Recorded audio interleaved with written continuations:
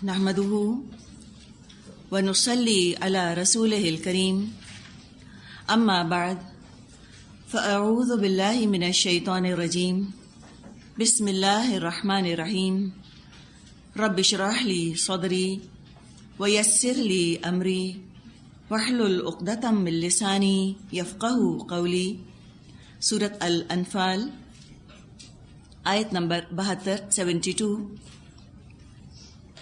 ان الذين آمنوا وهاجروا وجاهدوا بأموالهم وأنفسهم في سبيل الله والذين آووا ونصروا أولئك بعضهم أولياء بعض والذين آمنوا ولم يهاجروا ما لكم من ولايتهم من شيء حتى يهاجروا وإن استنصروكم في ديني فعليكم النصر إلا على قوم بينكم وبينهم ميثاق والله بما تعملون بصير۔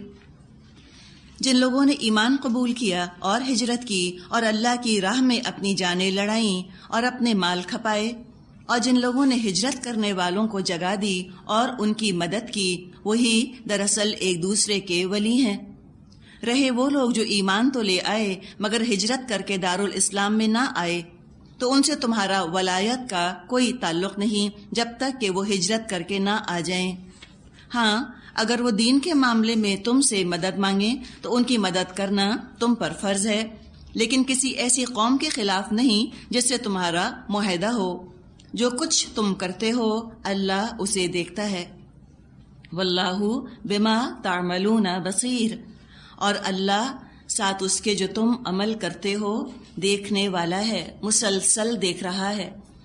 بصیر فعیل کے وزن پر یہ لفظ آتا ہے، جیسے رحیم ہے مسلسل رحم فرمانے والا، اسی طرح بصیر ہے مسلسل دیکھنے والا۔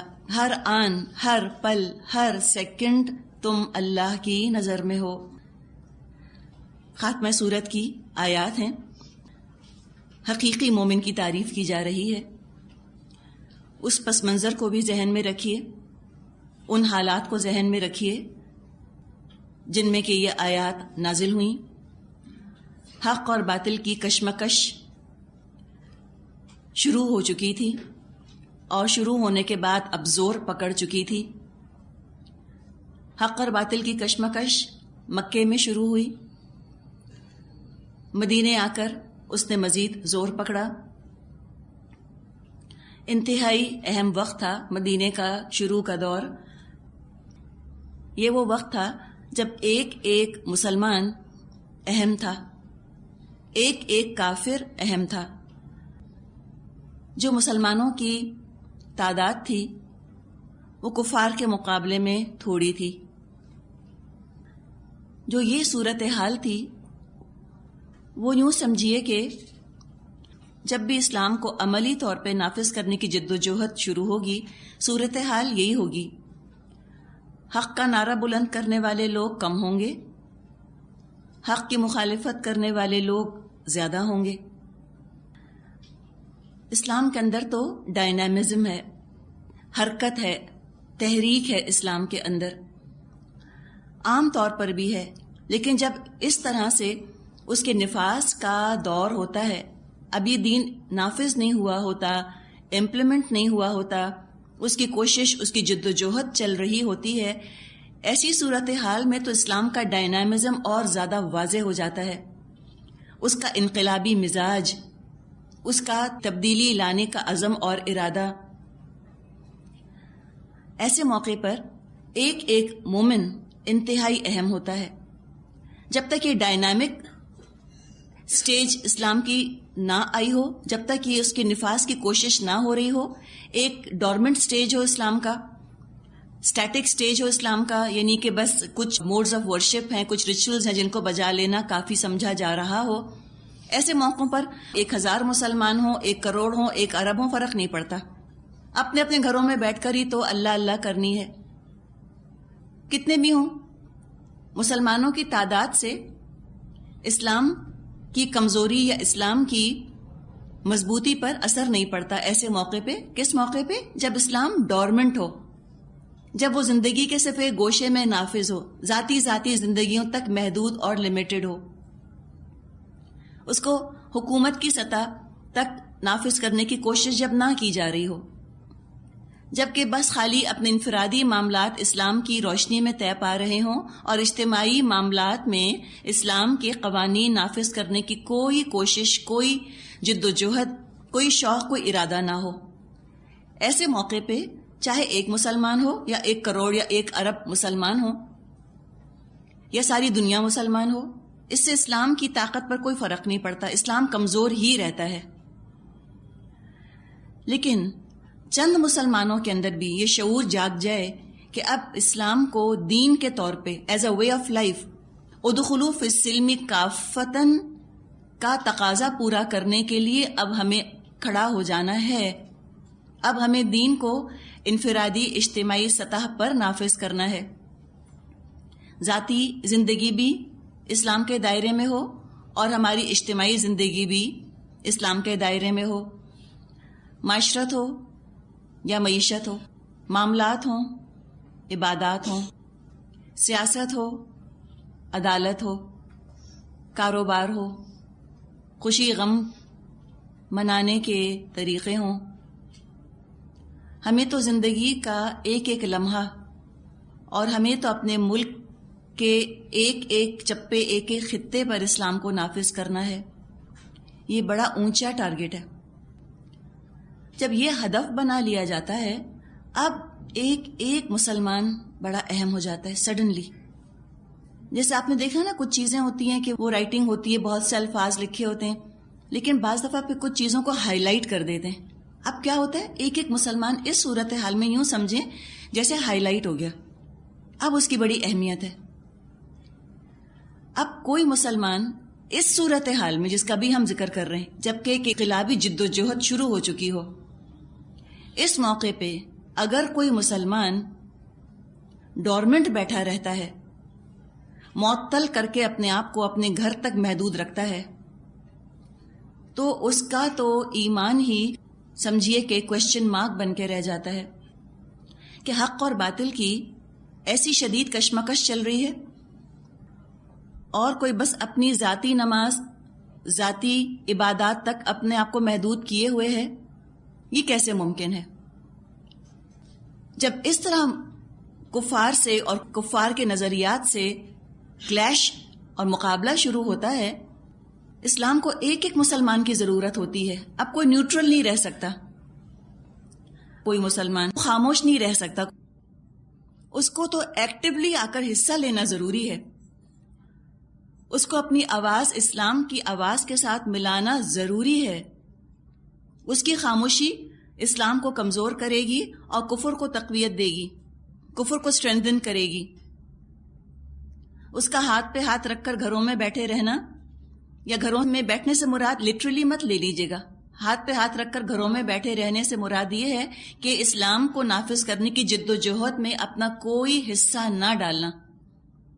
حقیقت یہ ہے کہ گھروں میں بیٹھے بیٹھے بھی انسان بہت بڑا اپنا حصہ ڈال سکتا ہے اسلام کو نافذ کرنے کی جد و جہد میں۔ مراد یہ ہے کہ معطل ہو کر بیٹھا رہا، نیوٹرل ہو کر بیٹھا رہا، اس نے اسلام کو نافذ کرنے کی جد و جہد میں اپنا کوئی حصہ نہ ڈالا، تو جو یہ کام کر رہا ہے اس نے تو پھر کفر کے ہاتھ مضبوط کیے اسلام کی کوئی مدد نہ کر کے۔ اب ہم یہاں مخالفت کی بات نہیں کر رہے، یہ وہ مسلمان نہیں ہے جو کوئی مخالفت کر رہے ہیں، مخالفت تو کافر کر رہے ہیں، اور مسلمان جو ہیں وہ تو کفر کی مخالفت کر رہے ہیں، وہ اسلام کو نافذ کرنے کی کوشش کر رہے ہیں۔ کچھ مسلمان ہیں جو کہ کفر کی مدد نہیں کر رہے ایز سچ ایکٹیولی، اور ایکٹیولی وہ اسلام کی بھی مدد نہیں کر رہے۔ یہ اگر صورتحال ہے، وہ نیوٹرل ہو کر بیٹھے ہیں، تو یہ کفر ہی کی مدد سمجھی جائے گی، ان کی خاموشی کفر کو مضبوط کر رہی ہے۔ ہم کہتے بھی ہیں محاورے میں، خاموشی نیم رضامندی۔ تو جب اس طرح کا کوئی مارکا شروع ہو جائے، جیسے کہ یہاں مدینے میں برپا تھا اس وقت جب سورہ انفال نازل ہوئی، اور یہ کوئی زمانے میں ایک ہی دفعہ تو یہ معاملہ پیش نہیں آیا، یہ صورتحال صرف انوکھی تو نہیں تھی جو اس وقت مدینے میں پیش آ رہی تھی۔ اسلام کی تو چیکرڈ ہسٹری ہے بنی اسرائیل کی طرح، اسلام کی کہانی، اسلام کی تاریخ بھی عروج اور زوال پر مشتمل ہے۔ کبھی عروج ملا، کبھی زوال۔ جب زوال آیا پھر کچھ لوگ جمع ہوئے، انہوں نے پھر سٹرگل کی، کوشش کی کہ اسلام کو اس کا صحیح مقام دیا جائے، پھر اسلام کو اس کا مقام ملا۔ تو یہ تو مسلسل ایک عمل ہے، رائز اینڈ فال کی طرح، جیسے کہ ہائی ٹائیڈ لو ٹائیڈ ہوتی ہے، جیسے کہ چاند گھٹتا ہے اور بڑھتا ہے، جیسے کہ دل سکڑتا ہے اور پھیلتا ہے، جیسے کہ ایمان گھٹتا ہے اور بڑھتا ہے۔ بالکل اسی طرح اسلام بھی کبھی عروج اور کبھی زوال، کبھی عروج اور کبھی زوال کا شکار ہوتا ہی رہا اور آگے بھی ہوتا ہی رہے گا۔ تو جب بھی زوال آیا اسلام پر، کچھ مسلمانوں نے ضرور کوشش کی کہ اس کو دوبارہ عروج کی طرف لے کر جایا جائے۔ تو چونکہ یہ صورتحال بار بار پیش آئی ہے اور آگے بھی آنی ہے، تو لہٰذا ہم دیکھ لیں کہ جب ایسا موقع آئے تو کرنے کا کام کیا ہے۔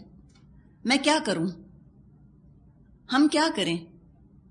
ہم یہ کریں کہ ہم اپنے حالات دیکھیں، گھریلو حالات۔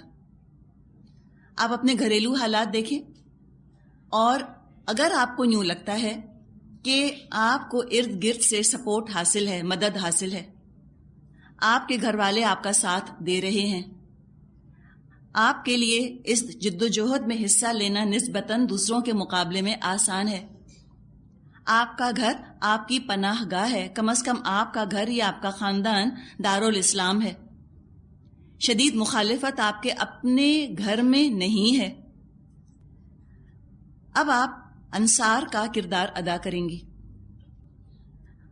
اور آپ اپنے چاروں طرف اگر یہ دیکھتی ہیں کہ میرے اپنے ہی گھر میں کوئی سپورٹ نہیں ہے، کوئی میرا مددگار نہیں ہے، میں اپنے ہی گھر میں ایک اجنبی کی طرح ٹریٹ کی جاتی ہوں، اجنبیوں کا سا سلوک کیا جاتا ہے، میرے اپنے ہی گھر والوں کا حال یہ ہے کہ وہ نماز روزے سے آگے کسی دین کی ضرورت نہیں سمجھتے، اور وہ بھی بس بمشکل نماز روزے تک تھوڑا بہت عمل کر لیتے ہیں، اور آپ کو یہ خیال آتا ہے کہ میں جب دین کو نافذ کرنے کی بات کرتی ہوں تو لوگوں کے تیور بدل جاتے ہیں، مزاج بگڑنے لگتے ہیں، اور یوں محسوس ہوتا ہے کہ ماحول میں میرا کوئی مددگار نہیں۔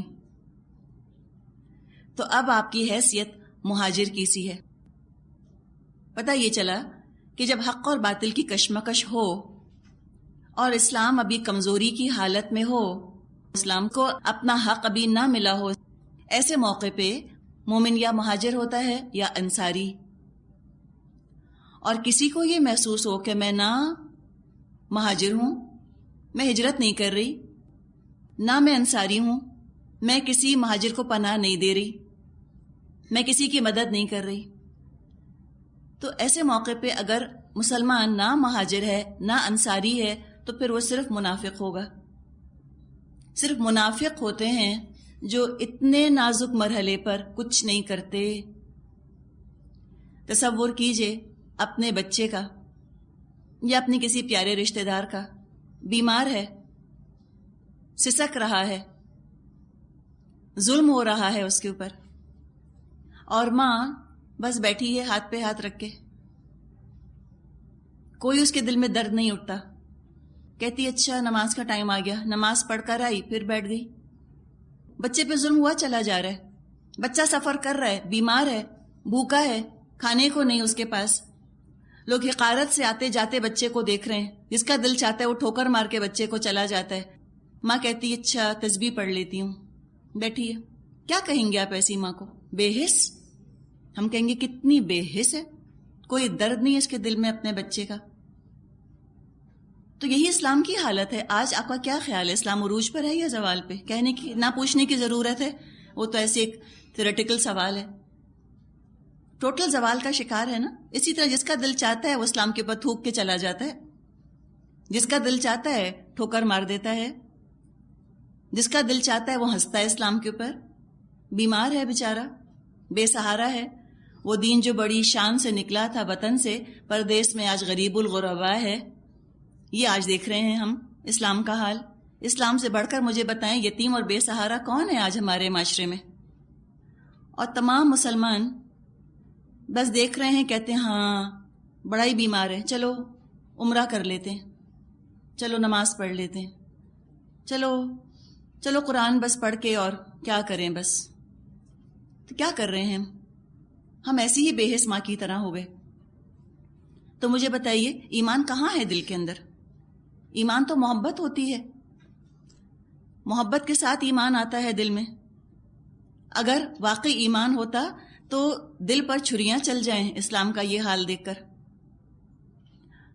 جیسے کہ قرآن میں آتا ہے کہ ہنسو کم اور رو زیادہ، حقیقت ہے کہ انسان کو واقعی رونا آتا ہے اسلام کے حال پر، چاہے اپنے گھر میں آپ کتنی بھی خوش کیوں نہ ہو، اللہ نے دنیا کی ہر نعمت آپ پر وافر انڈیل دیو، سر سے پاؤں تک اللہ نے آپ کو نعمتوں میں ڈبا دیا ہو، دل تو نہیں خوش ہوتا انسان کا، اندر سے تو دل خوش نہیں ہوتا، لگتا ہے کسی نے ایک پتھر رکھ دیا ہے دل کے اوپر۔ ہر خوشی اپنی لگتی ہے کہ نیسیسٹی ہے جو کہ نبھانی ہے، جس کو پورا کرنا ہے۔ غم تو انسان کو پڑا رہتا ہے، جیسا کہ بچہ بیمار ہو تو انسان زندگی کی مصروفیات میں حصہ تو لیتا ہے، بیمار کے ساتھ خود بیمار تو نہیں ہو جاتا۔ شادیوں میں بھی ہم جاتے ہیں، بیاہ میں بھی جاتے ہیں، ہم زندگی کاروبار کرتے ہیں، ہم کھاتے ہیں پیتے ہیں، سبھی کچھ کرتے ہیں، لیکن دل خوش تو نہیں ہوتا نا، دل تو لگا رہتا ہے نا، خیال تو دھیان تو پڑا رہتا ہے بچے کی طرف۔ تو بالکل اسی طرح کا معاملہ اسلام کے ساتھ ہے۔ یہ اسلام پر ظلم، یہ اسلام پر بہتان، یہ اس کے اوپر تہمتیں، یہ اس کے ساتھ حقارت کا اور ذلت کا سلوک کیسے ہو سکتا ہے کہ جس کے دل میں رائی کے دانے کے برابر بھی ایمان ہو وہ خوش رہ سکے، حقیقی طور پہ خوشی، سچی خوشی اس کو مل سکے؟ ہو نہیں سکتا نا۔ تو بات یہی ہے، تو ان آیات کو یوں پڑھیں جیسے کہ یہ ہماری اپنی زندگی کی کہانی ہے۔ یہ مت سوچیں وہ مہاجر جو مکے سے ہجرت کر کے آئے تھے، یہ مت سوچیں وہ انصار کے جو مدینے میں موجود تھے۔ اگر آپ کو اللہ نے انصار والا اطمینان دیا ہے، حفاظت دی ہے، تو انصار والا رول بھی ادا کرنا ہے۔ یہ جو مہاجر ہیں جو کہ چل پڑے ہیں اللہ کے دین کے لیے، جو اپنے خاندانوں کی مخالفت اٹھا رہے ہیں، جو کہ اسلام کی خاطر اجنبی بن گئے ہیں، جیسے کہ حدیث میں آتا ہے کہ بدأ الاسلام غریباً فسیعود کما بدأ غریباً، اسلام جب شروع ہوا تو اجنبی تھا، ان قریب یہ دوبارہ اجنبی ہو جائے گا۔ پھر نبی اکرم صلی اللہ علیہ وسلم نے فرمایا فطوبی للغرباء، تو مبارکباد ہے، خوشحال ہیں پھر تو جو غریب اور اجنبی بن جائیں اسلام کی خاطر۔ اگر آپ دیکھتی ہیں کہ کوئی ہے جو اس اسلام کی وجہ سے، اسلام کی وفاداری اور اپنے رب کے ساتھ وفاداری نبھانے کی وجہ سے اپنے گھر اپنے معاشرے میں اجنبی بن گیا ہے، لوگوں نے اس کا ساتھ چھوڑ دیا ہے، تو آپ آگے بڑھ کر سہارا دیجئے، آپ پناہ دیجئے۔ انصار نے تو مہاجروں کو اپنے گھر کے اندر رکھ لیا تھا، اپنی جائیدادوں میں سے حصہ دے دیا تھا۔ ہم یہ تو نہیں کر سکتے، کم از کم ہم اپنے وقت کو تو شیئر کر سکتے ہیں ان کے ساتھ، کم از کم ہم ان کو سوشل سپورٹ تو دے سکتے ہیں، اپنے گھروں میں انوائٹ تو کر سکتے ہیں، بلا تو سکتے ہیں، کم از کم ہم ان کے ساتھ ایک طرح کا کوئی نہ کوئی ذہنی یا کوئی نہ کوئی معاشرتی رابطہ تو رکھ سکتے ہیں، ہم کم از کم ان کی مشکلات آسان کرنے کی کوشش تو کر سکتے ہیں۔ جو ان کے خاندان کے افراد ان کی مخالفت کر رہے ہیں، ہم ان کا دل جیتنے کی کوشش تو کر سکتے ہیں تاکہ ہمارے مہاجر بھائی، ہماری مہاجر بہن کی زندگی آسان ہو جائے۔ ایسا نہ ہو مشکلات سے، مخالفتوں سے گھبرا کر وہ اپنے آپ کو چاروں طرف بے سہارا پائے اور دوبارہ اپنے پرانے کفر کی طرف لوٹ جائے۔ تو آج کی مدد مہاجروں کی یہ ہوگی کہ ان کو سوشل سپورٹ دی جائے۔ سوشل نیٹ ورکنگ کروشل ہے، کہیں سے اس کو انڈر ایسٹیمیٹ نہیں کر سکتے۔ اگر اللہ نے آپ کو ذرا سی بھی، اتنی سی بھی گنجائش دی ہے کہ آپ اپنے روزمرہ کے کھانے سے کچھ اتنا پیسہ بچا سکتی ہیں کہ آپ کسی کو ایک چائے کی پیالی پلا دیں، صرف ایک چائے کی پیالی آپ اپنے گھر انوائٹ کر لیجئے۔ بعض دفعہ تکلفات کی وجہ سے ہم سوشل نیٹ ورکنگ نہیں کرتے، ہم کہتے ہیں آخر بلائیں گے تو اب خالی چائے کیا پلائیں، اب یہ بھی تو کریں گے وہ بھی تو کریں گے۔ ہر ایک کے پاس تو اتنی وسعت، اتنی گنجائش نہیں ہے کہ وہ یہاں سے وہاں تک دسترخوان سجا دے کسی کے لیے۔ تو نہ بلانے والے کو دسترخوان دیکھنا ہے اور نہ جس کو بلایا گیا وہ دسترخوان دیکھے ہمیں کیا کھلایا۔ کھانا سب کے گھر میں موجود ہے، اس وقت ضرورت ہے ایموشنل سپورٹ کی، اس وقت ضرورت ہے سوشل سپورٹ کی۔ وہ جو سینرجی بنتی ہے نا، جو مل کر بیٹھتے ہیں، کم از کم کوئی دکھ درد سننے والا، کو سمجھنے والا تو ہو، کوئی بتائے تو کہ بھئی یہ میری صورت حال ہے، میرا میاں اتنی سخت مخالفت کر رہا ہے، کل تک میں اتنی پیاری اتنی چہیتی تھی اپنے میاں کی۔ شوہر کہا کرتے تھے کہ شکر ہے میری شادی تم سے ہو گئی، تم مجھ کو نہ ملتی تو میرا کیا بنتا. اور وہی شوہر ہے جو آج کہہ رہا ہے کہ اگر مجھے پتا ہوتا تم ایسی ہو جاؤ گے، تم سے کبھی شادی نہ کرتا. وہ عورت ہے آپ کے سامنے، تو اس کو تو اس وقت دہی بڑوں سے کوئی انٹرسٹ نہیں ہے، اس کو تو آپ کی سپورٹ چاہیے. اس وقت آپ بلائیے، سمجھائیے، طریقہ بتائیے اس کو کیا سلوک کرنا ہے شوہر کے ساتھ. سسرال والے بگڑ گئے ہیں، بچے بگڑ گئے ہیں، میکے والے بگڑ گئے ہیں دین پر عمل کرنے کی وجہ سے، تو ان کے زخموں پر تو خالی پھایا رکھنا ہے، بس یہ کام کرنا ہے. یوں سمجھیں کہ انصاریوں کا گھر اسپتالوں کی طرح ہوتا ہے. اسپتال ہم جاتے ہیں تو ہم کھانے پینے نہیں جاتے، ہم علاج کے لیے جاتے ہیں، ہم اپنے دکھ درد کو دور کرنے کے لیے جاتے ہیں. بس یہ کیجئے، صرف مل کر کہیں بیٹھ جائیے، اور ایک چائے کی پیالی بھی اگر پلا دی تو وہ بھی بہت ہے، اگر وہ بھی نہیں پلائی کوئی بات نہیں، ایک گلاس پانی ہی صحیح بس. تو یہ چیز ہے جس کی کہ آج شدت سے ضرورت ہے. ورنہ کیا ہوگا یہ کہ چند لوگ جو کہ انصار ہیں، وہ بھی کبھی ہو سکتا ہے کسی وقت مہاجر ہوں. اب بہرحال انہوں نے کچھ جہاد کیا اور اللہ کا ان کے اوپر بہت کرم اور فضل ہوا، ان کا گھر جو ہے وہ ایک سکون کا گڑھ بن گیا ہے. یوں انسان سمجھنے لگتا ہے کہ بس میرا تو اب جہاد ختم، بھئی اب میں نے تو اسٹرگل کر لی نا، میں نے اپنے آپ کو ٹھیک کر لیا جس حد تک میں کر سکی. گھر والے الحمدللہ موافق ہو گئے، کوئی مخالفت نہیں ہے، سب نے ایکسیپٹ کر لیا ہے. کم از کم جو اسلام پہ نہیں چل رہے وہ اب مخالفت تو نہیں کر رہے. میرے بچے، میرا میاں، وہ تو سب الحمدللہ دین پر ہیں، میرا جہاد ختم. وہ آرام سے اپنے گھروں میں سکون سے بیٹھ جائیں گے. کتنے ہوں گے ایسے؟ چند، آپ انگلیوں پر گن لیں ان کو. وہ بالکل بے نیاز ہو جائیں گے باقی لوگوں کی طرف سے کہ جو ابھی مہاجر ہیں، جو راستے میں چل رہے ہیں، ان بیچارے مہاجروں کو کون پناہ دے گا. تو اس طرح تو پھر دوبارہ اسلام کو اپنی زندگی میں ایک ذاتی لیول تک محدود کر دیا نا انصار نے. اسلام کی دعوت پہ پھیلے گی کیسے؟ پھر نافذ کیسے ہوگی؟ ہم کچھ بھی کہیں، بہرحال تعداد ضروری ہے، کم از کم ایک تھریشولڈ تو میٹ کرنی ہوگی کہ اتنے لوگ ہیں جو کہ آئیں اور دین نافذ کرنے کی جد و جہد میں حصہ لیں. دیر از اے منیمم ریکوائرمنٹ. 2 سے 4 سے 100 سے 200 سے اس سے کچھ نہیں ہو سکتا، اس سے نہیں دین نافذ ہوگا. اگر 2-4 سے ہوتا موسیٰ علیہ السلام نافذ کر چکے ہوتے. دنیا اسباب کی دنیا ہے، یہاں انسانوں کو سبب بنایا ہے اللہ نے دین کے نفاذ کا. اللہ چاہتا تو آنے واحد اپنے کلمہ کن سے نافذ کر دیتا دین، مجال نہ ہوتی کسی کے کہ چوں کر سکتا وہ اللہ کے دین کے خلاف. لیکن اللہ نے میرا اور آپ کا امتحان لیا ہے نا، ہمارا امتحان ہے کہ تم اگر مہاجر ہو تو کیا کر رہے ہو، اور تم اگر اپنے گھروں میں تم جہاد کر چکے ہو تو کیا تم اس کو کامیابی سمجھ کر بیٹھ گئے سب سے بے نیاز اور انڈیفرنٹ ہو کر؟ کچھ بھی کریں لیکن یہ سوشل نیٹ ورکنگ کا سسٹم کیجئے، ایک دوسرے کو تھام کے رکھیے. وَاعْتَصِمُوا بِحَبْلِ اللَّهِ جَمِيعًا، قرآن کے ساتھ تعلق مضبوط رہے اور آپس میں ایک دوسرے کے ساتھ تعلق مضبوط رہے، پکڑ کے رکھیں. تو یہی چیز ہے جس کا کہ یہاں ذکر کیا گیا. وہ لوگ جو ایمان لائے اور جنہوں نے ہجرت کی اور جہاد کیا اپنی مالوں سے اور اپنی جانوں سے اللہ کے راستے میں، یعنی مہاجر. اور دوسرے کون؟ وَالَّذِينَ آوَوا وَنَصَرُوا، جنہوں نے ہجرت کرنے والوں کو جگہ دی اور ان کی مدد کی. یہ تو کرنا ہی ہے. اولئک بعضهم اولیاء بعض، یہ ہیں دراصل ایک دوسرے کے دوست، صرف اللہ کی خاطر محبت کرتے ہیں، صرف اللہ کے دین کی خاطر جڑ کر بیٹھے ہیں.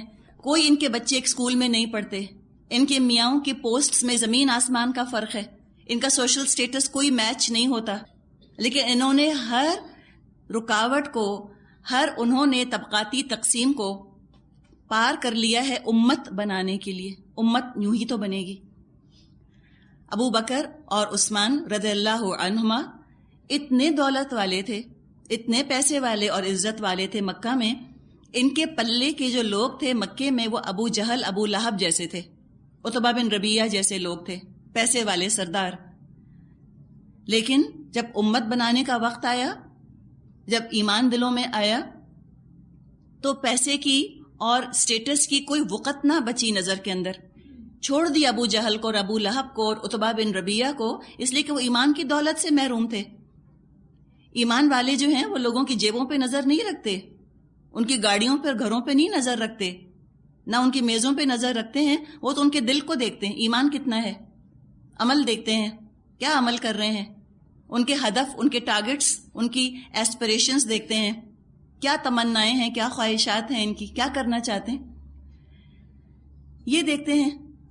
تو لہٰذا ابو بکر اور عمر اور عثمان، انہوں نے تو چھوڑ دیا ابو جہل ابو لہب کو، اور انہوں نے دوستی کی بلال سے، اور انہوں نے دوستی کی خباب ابن ارت سے رضی اللہ عنہما، جو کہ غلام تھے۔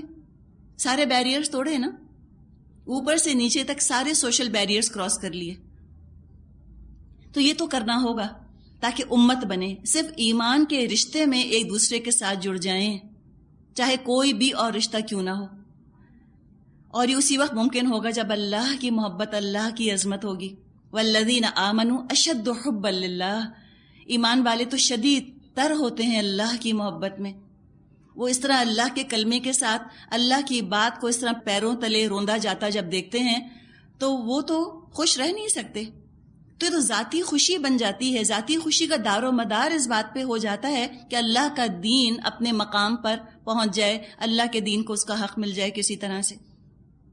یہ کاز بن جاتا ہے انسان کا، اس کے بغیر لگتا ہے زندگی بے مقصد ہے۔ یوں محسوس ہوتا ہے اگر یہ کام جو اللہ تعالی ہم سے کروا رہا ہے، اگر اللہ نے اس کام کی توفیق چھین لی تو پھر ہم کریں گے کیا؟ لگتا ہے جیسے کہ اینکر لیس جہاز نہیں ہوتا، ادھر ڈول گیا ادھر ڈول گیا، لگتا ہے کہ بے مقصد ہے زندگی۔ ہنس لیے اور گا لیے، کبھی رو لیے کبھی دھو لیے، پھر کھا لیا پھر سو گئے، کل انعام جانوروں کی طرح کی زندگیاں لگتا ہے کہ بن کے رہ جائیں گی جیسے۔ تو یہ اللہ کی محبت ہی ہے جو کہ سیمنٹ کا کام دیتی ہے، جوڑ کے رکھتی ہے، سارے طبقاتی تقسیموں کو پار کروا دیتی ہے، سب سوشل بیریئرز کو یہ ابالش کر دیتی ہے، ڈیمالش کر دیتی ہے۔ حدیث میں آتا ہے، مسند احمد میں حدیث ہے، ابو امامہ رضی اللہ عنہ سے روایت ہے، نبی اکرم صلی اللہ علیہ وسلم نے فرمایا، جس بندے نے بھی اللہ کے لیے کسی بندے سے محبت کی، اس نے اپنے رب عز و جل ہی کی عظمت اور توقیر کی۔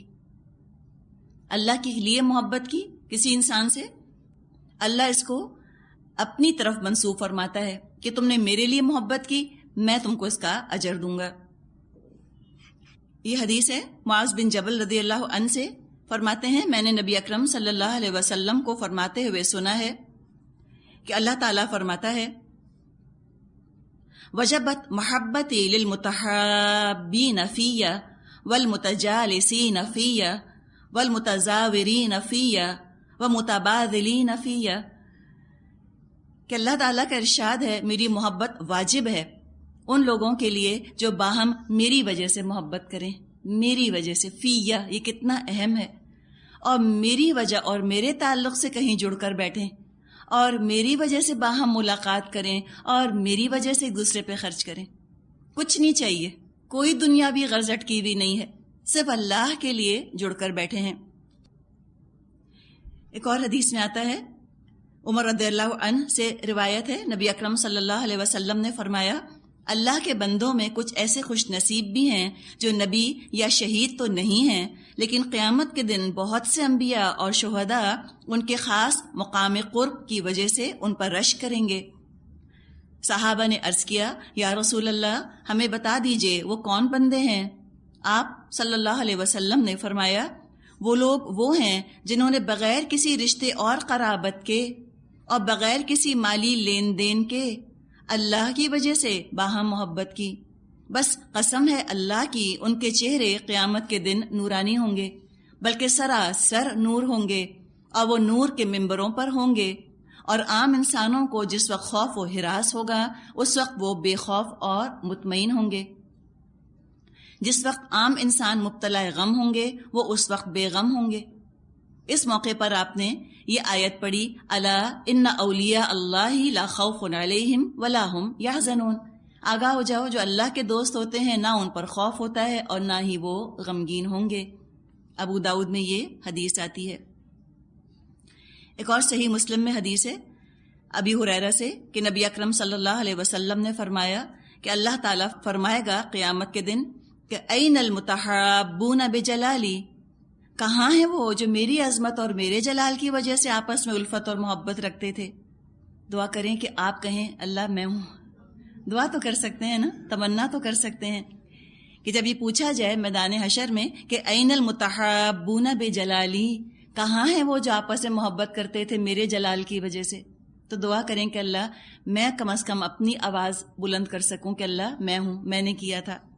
الیوم اذلہم فی ذلی یوم لا ذل الا ذلی. اللہ فرمائے گا آج جبکہ میرے سائے کے سوا کوئی سایہ نہیں ہے، میں اپنے ان بندوں کو اپنے سائے میں جگا دوں گا. تو کتنے خوش قسمت آپ سوچیں وہ لوگ ہوں گے جو اس طرح سے اللہ کے عرش کے سائے میں جگہ پالیں. یہ تو انجام ہے جو کہ حدیث میں ہم نے دیکھا. آغاز کہاں سے ہے یہ بتا دیا یہاں پر. وہاں پہنچنا چاہتے ہو پہلی سیڑھی یہ ہے، عمل کرو. عمل، تمنا تو بڑی آسان ہے، ہاں تمنا کے برابر عمل یہ مشکل کام ہے. جتنی اعلیٰ تمنا کرو گے اتنا مشکل عمل کرنا ہوگا. ہر تمنا، ہر خواہش ایک پرائس ٹیگ کے ساتھ آتی ہے، پرائس ٹیگ لگا ہے اس کے اوپر. جتنی اعلیٰ خواہش اتنا اعلیٰ عمل کرو. تو یہاں بتا دیا گیا طریقہ کہ حقیقی مومن تمہیں بننا ہوگا.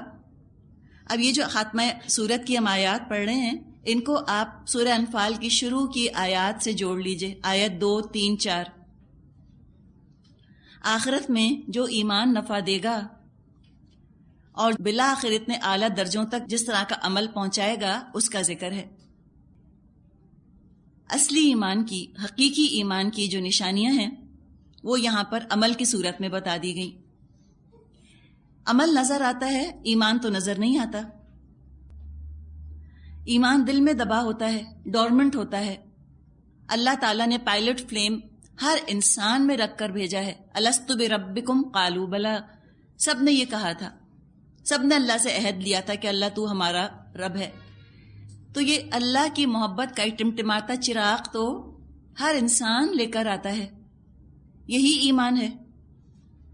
اب کیا ہوتا ہے کہ بعض لوگوں کو ایمان اپنا یاد رہتا ہے، بعض کے ایمان پر بھول کے جہول کے پردے پڑ جاتے ہیں. لیکن اللہ نے یاد دہانی کا بھی انتظام فرما دیا، اللہ نے اپنی آیات نازل فرما دی. اب اگر وہ ایمان کا بیج دل میں پڑا ہے، اگر دل میں تکبر نہیں ہے، تعصب نہیں ہے، تو وہ ایمان موجود ہوگا، صحت مند بھی ہوگا. بس یہ ہے کہ ایکٹیویٹ نہیں ہوا ہوگا، ڈورمنٹ پڑا ہوگا. جیسے بیج زمین میں پڑے ہوتے ہیں، جب بارش نہیں ہوتی پڑے رہتے ہیں وہ. جو ہی بارش آتی ہے آسمان سے بیجوں میں سے پودے نکل آتے ہیں، فوراً ہلچل مچتی ہے زمین میں، بیج پھٹتا ہے اور پودا نکل آتا ہے. اسی طرح ایمان کا بیج پڑا ہے دل کے اندر. اب جیسے ہی اللہ کے کلام کی بارش برستی ہے دل کے اوپر، ایک دم دل کی سرزمین میں ہلچل مچ جاتی ہے، دل کی کیفیت کچھ اور ہی ہو جاتی ہے. اور وہ جو ایمان کا بیج دل میں پڑا ہوتا ہے وہ ایک دم سے ایکٹیویٹ ہو جاتا ہے.